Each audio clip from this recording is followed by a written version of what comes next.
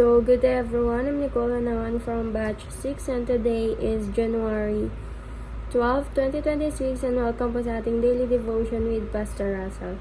So, ang concept po natin today, or ang pag-uusapan natin today is about Cain the first murderer. So, ang sabi sa Genesis chapter 4 verse 1 to 6, so, at nakita ng lalaki si Eva na kanyang asawa, at siya'y naglihi, at ipinanganak si Cain. At sinabi, nagkaanak ako ng lalaki sa tulong ng Panginoon. Kasunod nito ay ipinanganak niya ang kanyang kapatid na si Abel. Si Abel ay tagapag-alaga ng mga lupa at si Cain ay magbubungkal ng lupa. So, sa paglipas ng panahon ay nagdala si Cain ng isang handog sa Panginoon mula sa mga bunga ng lupa. Nagdala rin si Abel ng mga panganay ng kanyang kawan, ang taba ng mga iyon, at ipinahalagahan ng Panginoon si Abel at ang kanyang handog. So, subalit hindi niya pinahalagahan si Cain at ang kanyang handog. Galit na galit si Cain at nangit-ngit ang kanyang mukha. Sinabi ng Panginoon kay Cain, bakit ka nagalit at bakit nangingit-ngit ang iyong mukha? Kung ikaw ay gumawa ng mabuti, hindi ka ba tatanggapin? So, at kung hindi ka gumawa ng mabuti, ang kasalanan ang nag-aabang sa pintuan. Ikaw ang nais nito, subalit kailangang madaig mo ito. Sinabihan ni Cain ang kanyang kapatid na si Abel. At nangyari nang sila'y nasa parang, tumindig si Cain laban kay Abel ng kanyang kapatid at ito'y kanyang pinatay. At sinabi ng Panginoon kay Cain, nasaan si Abel na iyong kapatid? At sinabi niya, aywan ko, ako ba'y tagapagbantay ng aking kapatid? So, dito, ang teachings number 1, ang galit ni Cain ay nauwi sa pagpatay kay Abel. So, dito is para makikita na nagsimula ang lahat sa selos at galit ni Cain. So, nang tanggapin ng Diyos ang handog ni Abel, ngunit hindi ang kanya. Sa halip niya magsisiho, ituwid ang sarili niya ni Cain na lumaki ang kanyang galit.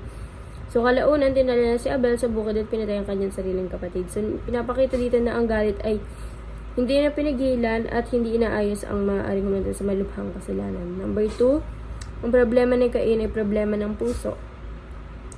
So, bago pa man patayin ni Cain si Abel, kinausap na siya ng Diyos na bakit ka naggalit, ang kasalanan ay nagabang sa ipintuan. So, ibig sabihin, ang tunay na problema ni Cain ay hindi ang handog, kundi ang kalagayan ng kanyang puso. Puno ng inggit, pwedeng kawalan ng pagsunod sa Diyos. So, number 3, ang kalagayan ni Cain, which is yung isang palaway at ligaw sa mundo. So, matapos ang pagpatay, pinarusahan ng Diyos si Cain, siya ay isinumpa sa lupa na palayan sa kanyang daanan na buhay bilang isang taong walang kapayapaan at walang permanenteng tirahan. So, pinapakita dito na ang kasalanan ay may matinding epekto. So, hindi lang sa relasyon natin sa Diyos, kundi pati sa buhay at kinabukasan natin. So, aplikasyon, number 1,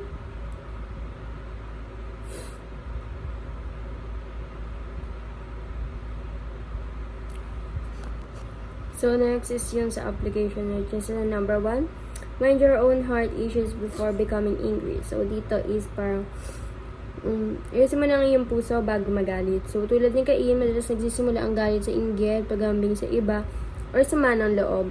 So, bago pa lumala ang galit natin, so, suriin muna natin ang puso at aminin sa Diyos ang tunay na nararamdaman. Number 2, minimize your anger by engaging in true worship.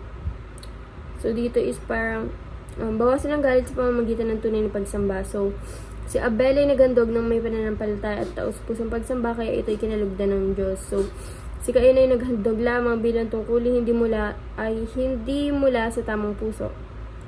So, kapag ang pagsamba natin sa Diyos ay totoo at mula sa ating puso, so, syempre, babawasan ang galit, selos at inggit dahil ang focus natin ay ang Diyos at hindi ang ating sarili.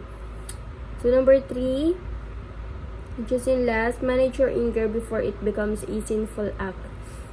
So, kontrolin ang galit bago ito mauwi sa kasalanan. So, binigyan ng Diyos ang babala si Cain, pero hindi niya ito pinakinggan. So, ang galit na hindi kinontrol ay emosyon, tumasamang pag-iisip hanggang sa masamang gawa. So, turuan natin ang ating sarili na harapin at kontrolin ang galit bago ito makasira ng relasyon o makagawa ng kasalanan. So, ayun lang po ang natutunan ko for today's daily devotion. Thank you po sa pakikinig. God bless us all.